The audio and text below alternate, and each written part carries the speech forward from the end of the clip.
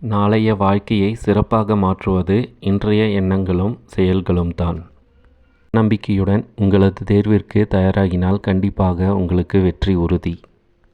அனைத்து ஆசிரியர்களுக்கும் வணக்கம். உங்கள் அனைவரையும் நமது சேனலுக்கு வரவேற்கிறேன். இந்த பதிவில் நாம் எதை பற்றி பார்க்க போகிறோன்னா, இன்றைக்கி நாம் படிக்க ஸ்டார்ட் பண்ணோன்னா நம்மளால் வெற்றி பெற முடியுமா, அதுக்கு நம்ம என்னென்ன செய்யணும் அப்படிங்கிறத பற்றி தான் இந்த வீடியோவில் நாம் பார்க்க போகிறோம்.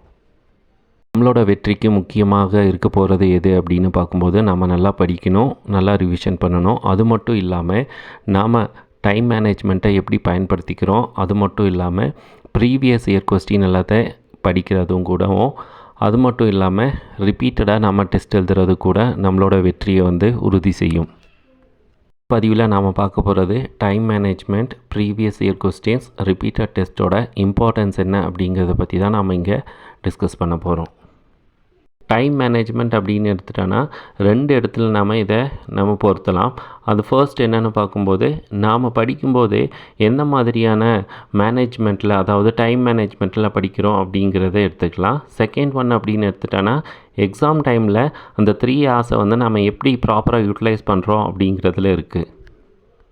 நாம் படிக்கும்போது எந்த மாதிரியான மேனேஜ்மெண்ட்டை நம்ம எடுத்துக்கிறோம் அப்படின்னு எடுத்துட்டோன்னா, நம்மளோட ஸ்டடீஸில் ஒரு சிஸ்டமேட்டிக்கான ஸ்டடி அங்கே இருக்கணும். ஸோ காலையில் எத்தனை மணி நேரம், ஸோ மதியம் எத்தனை மணி நேரம், ஈவினிங் இத்தனை மணி நேரம், நைட்டு இத்தனை மணி நேரம் அப்படிங்கிறத நம்ம ப்ராப்பராக ஒரு ஷெட்யூல் போட்டு, அதாவது ஒரு டைம் டேபிள் போட்டு அந்த டைமை ப்ராப்பராக யூட்டிலைஸ் பண்ணுறது தான் இங்கே இந்த படிக்கும்போது டைம் மேனேஜ்மெண்ட் அப்படின்னு சொல்கிறோம். ஸோ பொதுவாகவே நம்மளோட எக்ஸாமை நம்ம பாஸ் பண்ணி நமக்கு செலெக்ஷன் ஆர்டர் வாங்கணும் அப்படின்னு எடுத்துட்டோன்னா, குறைஞ்சது ஒரு நாளைக்கு 5 to 6 ஹார்ஸ் இது குறைஞ்சது. மேக்ஸிமம் அப்படின்னு பார்க்கும்போதே ஒரு 8 to 10 ஹார்ஸ் நம்ம கண்டிப்பாக படிக்கணும். ஸோ அப்போது 5 to 6 ஹார் இல்லாட்டி 8 to 10 ஹார்ஸ் அப்படின்னு எடுத்துட்டோன்னா, அதுக்கு தகுந்த மாதிரி ஒரு ஷெட்யூல் நம்ம ப்ராப்பராக அலாட் பண்ணால் மட்டும்தான் நம்ம அந்த டைமை யூட்டிலைஸ் பண்ணி அதுக்குள்ளார நாம் படிக்க வேண்டியது எல்லாத்தையும் படித்து முடிக்க முடியும். மாதிரி நாம் டைமை ஷெட்யூல் பண்ணி படிக்கும்போது நமக்கே ஒரு தன்னம்பிக்கை வரும். ஸோ இந்த டைமில் இதெல்லாம் முடிக்கணும், இந்த டைமில் இதெல்லாம் முடிக்கணும் அப்படிங்கிற எண்ணம் இருக்கும். ஸோ அதுவே நமக்கு ஒரு ரெகுலர் ஹேபிட்டாக வர்றதுக்கு வாய்ப்புகள் அதிகமாக இருக்குது. எக்ஸாம் டைமில் ஒரு கொஸ்டினுக்கு 1 நிமிஷத்துக்கு மேலே எடுக்கக்கூடாது. ஸோ அப்போ பார்க்கும்போது நம்மளோட ப்ராக்டிஸில் எந்த அளவுக்கு இருக்கணும் அப்படிங்கிறத நீங்கள் புரிஞ்சுக்கோங்க.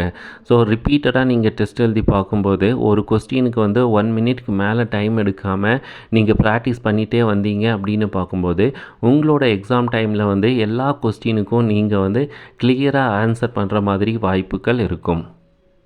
இதுக்கு நீங்கள் ரிப்பீட்டடாக டெஸ்ட் எழுதி பார்த்தீங்கன்னா மட்டும்தான் அந்த குறிப்பிட்ட டைம்குள்ளார ஒரு கொஸ்டினை முடிக்க முடியும் அப்படிங்கிற அந்த சுச்சுவேஷன் வரும். ஸோ நீங்கள் எந்த அளவுக்கு ரிப்பீட்டடாக டெஸ்ட் எழுதுறீங்களோ அது உங்களுக்கு யூஸ்ஃபுல்லாக இருக்கும். எதுக்கு இந்த டைம் மேனேஜ்மெண்ட் அப்படின்னு பார்க்கும்போது, மோஸ்ட்லி நாம் ஒரு கொஸ்டினுக்கு 2 மினிட்ஸ் அதுக்கு மேலேயே நம்ம எடுத்துட்டோம் அப்படின்னு பார்க்கும்போது, கடைசியாக மற்ற கொஸ்டின் எல்லாத்துக்கும் டைம் இல்லாமல் போயிடும். ஸோ அப்படி டைம் இல்லாமல் போகும்போது நமக்கு ஆன்சர் தெரிஞ்சதையே நம்ம தெரியாமல் தப்பாக ஆன்சர் ஷீட்டில், அதாவது ஓஎம்ஆர் ஷீட்டில் மார்க் பண்ணுறதுக்கு பாசிபிலிட்டிஸ் இருக்கும். ஸோ அது எக்ஸாம் முடிஞ்சதுக்கப்புறம் தான் அதை ஃபீல் பண்ணுவோம்.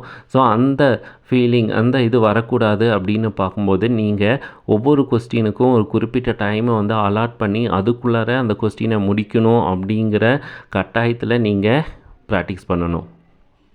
நெக்ஸ்ட்டு முக்கியமானது என்ன அப்படின்னு பார்க்கும்போது, ப்ரீவியஸ் இயர் கொஸ்டினை ரெஃபர் பண்ணுறது. அது எதுக்கு அப்படின்னு பார்த்தீங்கன்னா, இதுக்கு முன்னாடி நடந்த எக்ஸாமில் எந்த மாதிரியான கொஸ்டின் கேட்டிருக்காங்க, அதோட டிஃபிகல்ட்டி என்ன அப்படிங்கிறத நம்ம தெரிஞ்சுக்கலாம். அது மட்டும் இல்லாமல் இதுக்கு முன்னாடி நம்ம படிச்சிருப்போம், அந்த படித்த யூனிட்லேருந்து தான் அந்த கொஸ்டின் எல்லாம் வந்திருக்கா, இல்லை கொஞ்சம் எக்ஸ்ட்ராவாக அவுட்டர்லேருந்து கேட்டிருக்காங்களா அப்படிங்கிறத நம்ம தெரிஞ்சுக்கலாம். ஸோ அந்த கொஸ்டினோட நேச்சர் வச்சே நாம் என்ன பண்ணிக்கலாம்னா, இந்த டாபிக் எல்லாத்தையும் கவர் பண்ணணும், இதுக்கு கொஞ்சம் எக்ஸ்ட்ராவாக நம்ம டைம் கொடுத்து கவர் பண்ணணும் அப்படிங்கிற ஒரு ஐடியா நமக்கு கிடைக்கும். ப்ரீவியஸ் இயர் கொஸ்டின் பேப்பர் ஒரு 2 கொஸ்டின் பேப்பரை நீங்கள் ரெஃபர் பண்ணி பார்த்தீங்க, அதில் டைம் ஸ்பெண்ட் பண்ணி அதை ஃபுல்லாக படித்து பார்த்தீங்கன்னா உங்களுக்கே தெரிய வரும். ஸோ கம்மிங் எக்ஸாமுக்கு எந்த மாதிரியான கொஸ்டின்ஸ் எல்லாத்தையும் எதிர்பார்க்கலாம், ஐ மீன் எந்த பார்ட்லேருந்து எதிர்பார்க்கலாம், எந்த மாதிரியான டிஃபிகல்ட்டி லெவலை எதிர்பார்க்கலாம் அப்படிங்கிறது உங்களுக்கு கொஞ்சம் கெஸ் ஆகிறதுக்கு வாய்ப்புகள் இருக்குது. இதுக்கு நீங்கள் என்ன பண்ணணும் அப்படின்னு பார்த்தா, உங்கள் சிலபஸில் இருக்கிற எல்லா யூனிட்டையும் நீங்கள் தரோவாக படிச்சிருக்கணும். ஒன்ஸ் நீங்கள் எல்லாத்தையும் தரோவாக படிச்சீங்க ஒவ்வொரு யூனிட்டையும் அப்படின்னு பார்க்கும்போது, அந்த யூனிட்லேருந்து எந்த மாதிரியான கொஸ்டின் எல்லாத்துக்கும் வாய்ப்பு இருக்குது அப்படிங்கிறத நீங்களே கெஸ் பண்ணி பார்க்கலாம். கடைசியாக நம்ம பார்க்க போகிறது ரிப்பீட்டடாக டெஸ்ட் எழுதணும். ஸோ ரிப்பீட்டடாக டெஸ்ட் எழுதுறது எதுக்கு அப்படின்னு பார்க்கும்போது, நம்ம எல்லா யூனிட்டையும் படிச்சிருப்போம். ஆனால் எப்படி படித்தோம் அப்படிங்கிறது முக்கியம் இல்லை, படித்ததை எந்த அளவுக்கு நம்ம நினைவில் இருக்குது அப்படிங்கிறது முக்கியம்.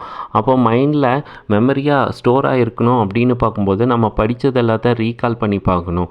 அப்படி ரீகால் பண்ணுறதுக்கு ஒன்லி ஒன் பாசிபிள் என்னன்னு பார்க்கும்போது, நம்ம படித்ததை திரும்ப திரும்ப டெஸ்ட் எழுதி பார்க்கும்போது மட்டும்தான் அதெல்லாத்த ரீகால் பண்ண முடியும். ஸோ நீங்கள் ரிப்பீட்டடாக எந்த அளவுக்கு நீங்கள் டெஸ்ட் எழுதுறீங்களோ அந்த அளவுக்கு அது உங்களோட வெற்றிக்கு வாய்ப்பளிக்கும்.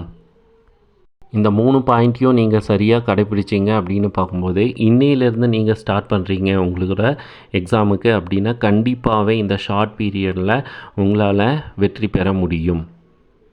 அது மட்டும் இல்லாமல் இந்த ஷார்ட் டியூரேஷனில் உங்களுக்கு அதிகமாக செல்ஃப் கான்ஃபிடென்ஸ் இருந்துச்சு அப்படின்னு பார்க்கும்போது, கண்டிப்பாகவே உங்களுக்கு வெற்றி அப்படிங்கிறது நிச்சயம். ஒன்ஸ் நம்ம கவர்மெண்ட் டீச்சர் ஆகணும் அப்படின்னு எண்ணம் வந்துருச்சு அப்படின்னு பார்க்கும்போது, அதுக்கான எஃபர்ட் நம்ம போடணும். ஸோ கண்டிப்பாக நம்மளால் முடியும். ஏன் எப்படி சொல்கிறேன் அப்படின்னு பார்க்கும்போதே, நாம் நம்மளோட ஸ்டூடெண்ட்ஸை எந்த அளவுக்கு கைட் பண்ணி அவங்கள நல்ல மார்க் வாங்க வைக்கிறோம் அப்படிங்கிறது நமக்கு தெரியும். ஸோ அவங்களுக்கே அந்த அளவுக்கு நம்ம கைட் பண்ணுறோம் அப்படின்னு பார்க்கும்போதே, நமக்குள்ளாரையே நாம் செல்ஃப் கான்ஃபிடென்ட்டில் நம்ம கைட் பண்ணும்போது கண்டிப்பாகவே நம்மளால் அரசு வேலை அப்படிங்கிறது வாங்க முடியும். இந்த பதிவு உங்களுக்கு யூஸ்ஃபுல்லாக இருக்கும் அப்படின்னு நினைக்கிறேன். நீங்கள் நம்ம சேனலை ஃபர்ஸ்ட் டைமாக பார்க்குறீங்கன்னா மறக்காமல் சப்ஸ்கிரைப் பண்ணிக்கோங்க. அதோட நோட்டிஃபிகேஷன் ஆல் அப்படின்னு செட் பண்ணிக்கோங்க. உங்களோட வெற்றி சீக்கிரமே உங்களுக்கு கிடைக்கணும் அப்படின்னு ப்ரே பண்ணிக்கிறேன். தேங்க்யூ. நன்றி. வணக்கம்.